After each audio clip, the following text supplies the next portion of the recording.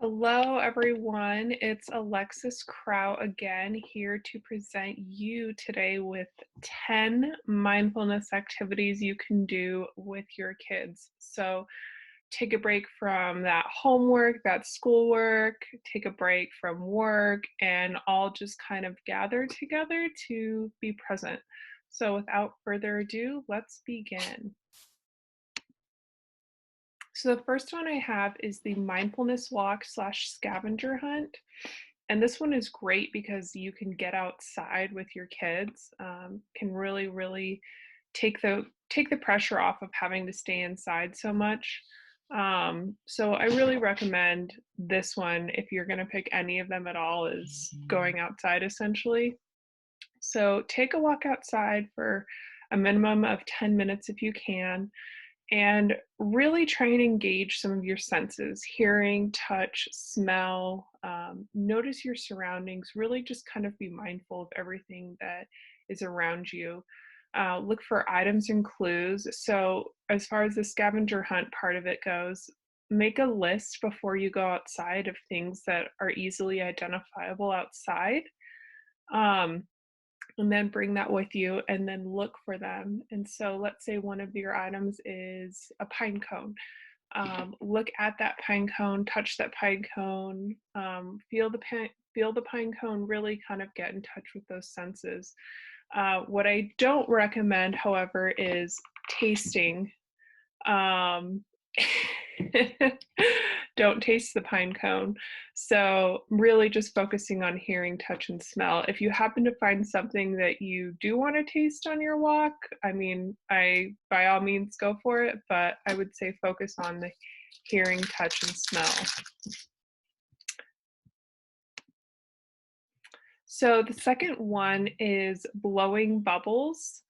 Um, You can make your own bubble soap out of dish soap and water, but if you have some regular bubble soap already, that's great.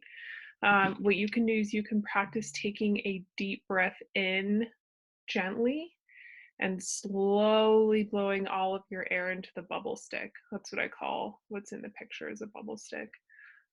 So take a deep breath in and then exhale and count to four.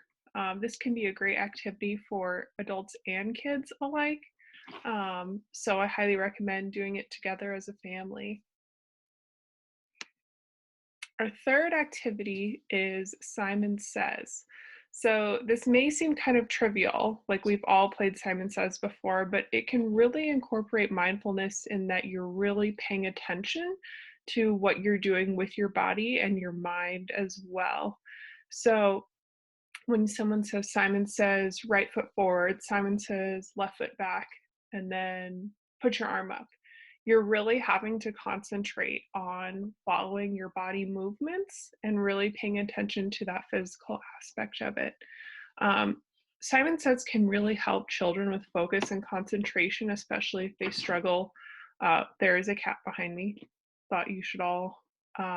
This is Bart. He likes to say hello sometimes. Anywho, so if kids are really struggling with focus and concentration, especially kids who struggle with ADHD, Simon Says can be really helpful for kind of recalibrating that focus and really getting it together. So I highly recommend, if one of your kiddos or multiple kiddos are really having trouble focusing on schoolwork at home, just taking a break and doing a round of Simon Says. Calming jars. So I mentioned these in my last presentation, and I highly recommend making calming jars, especially while your kids are feeling stressed or you as a family in general are feeling high strung, frustrated, angry, any of those dysregulated emotions that come with emotional dysregulation. So I have the recipe here. I don't think I posted the recipe the last video, so I have it here.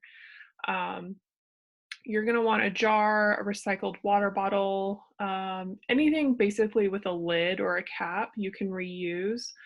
And you're going to want glitter glue, dry glitter, or regular glue. You don't have to have glitter glue, and water. So fill the jar to the top with water, add a spoonful of each, more if you like, and then shake it up. So this is a really great way to kind of help kids bring that emotional regulation back and really, really kind of bring that sense of calm into their bodies. So, if we've been working on schoolwork for a couple hours and one of them is really struggling with the subject or whatnot, getting really frustrated, starting to have that activated dysregulation, bringing out the calming jar can be really helpful. And it can be really helpful for mom and dad too. So if we're getting really frustrated with trying to be teacher and mom and dad and work all at the same time, which trust me, very easy to get frustrated. This can be helpful for us too. So taking like a 1 or 2 minute break and just kind of flipping the jar up and down, watching it, really, really seeing watching the glitter, really kind of getting in touch with that visual sense can be really, really calming. You'll notice as you're focusing on the jar that your breathing starts to go down and that you start to feel better. So, highly recommend this one.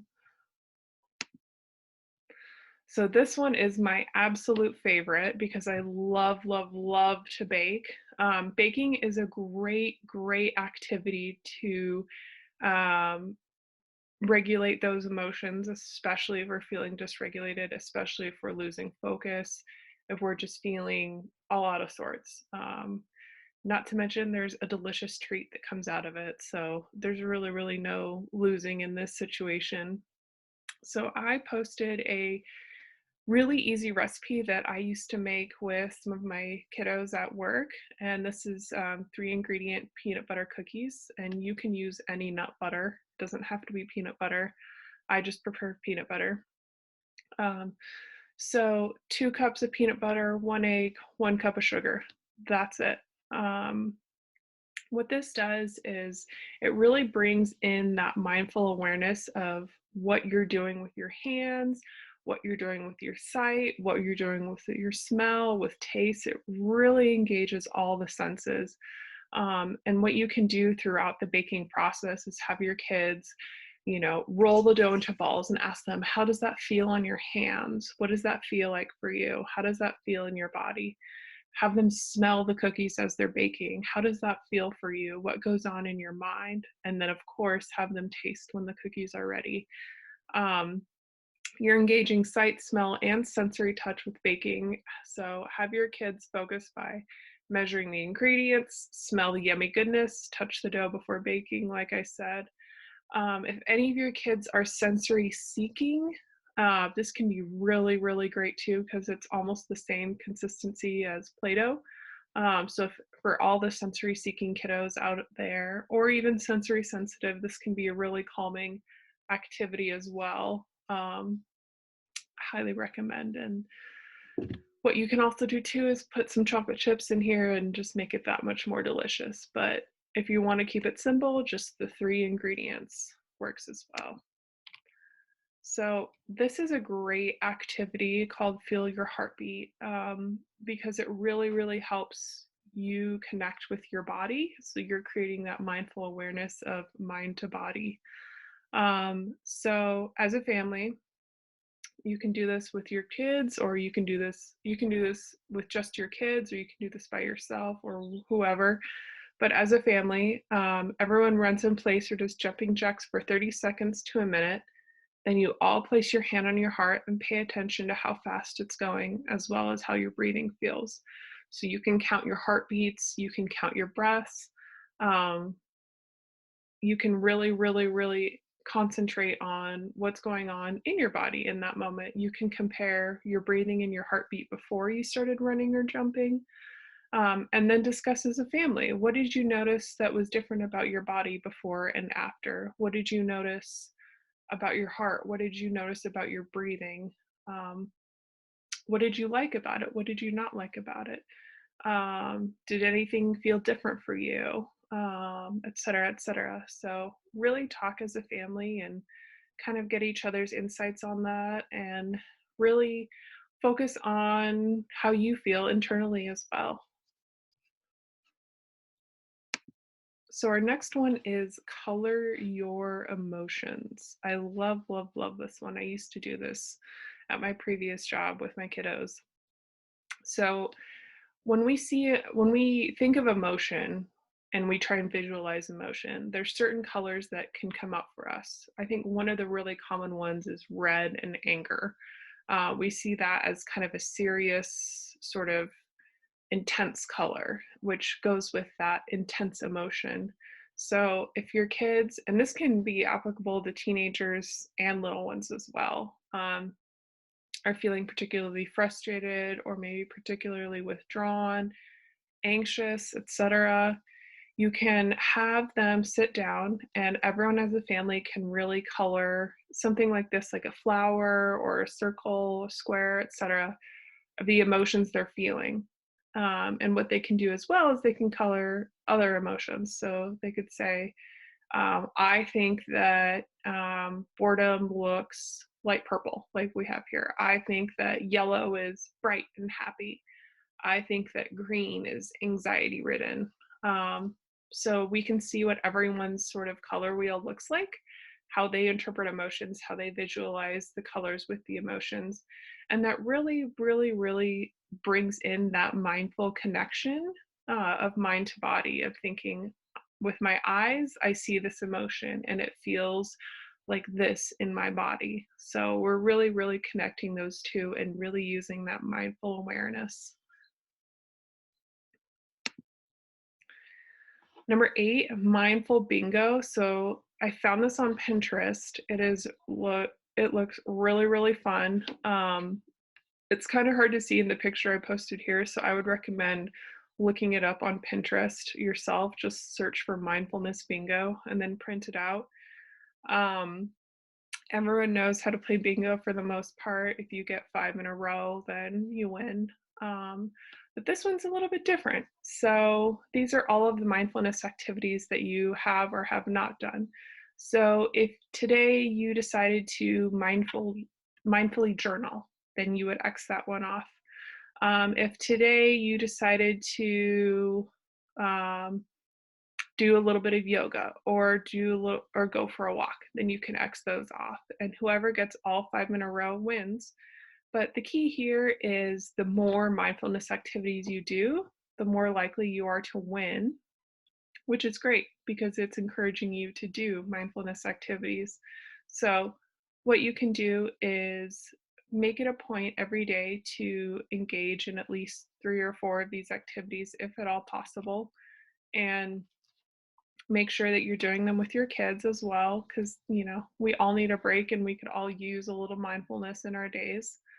um, and then play mindfulness bingo at the end of each day, and maybe even get creative as a family and come up with certain prizes that you get for mindfulness bingo. um, One thing that is on here that is really cool that you might not know is the mindful pinwheel breathing.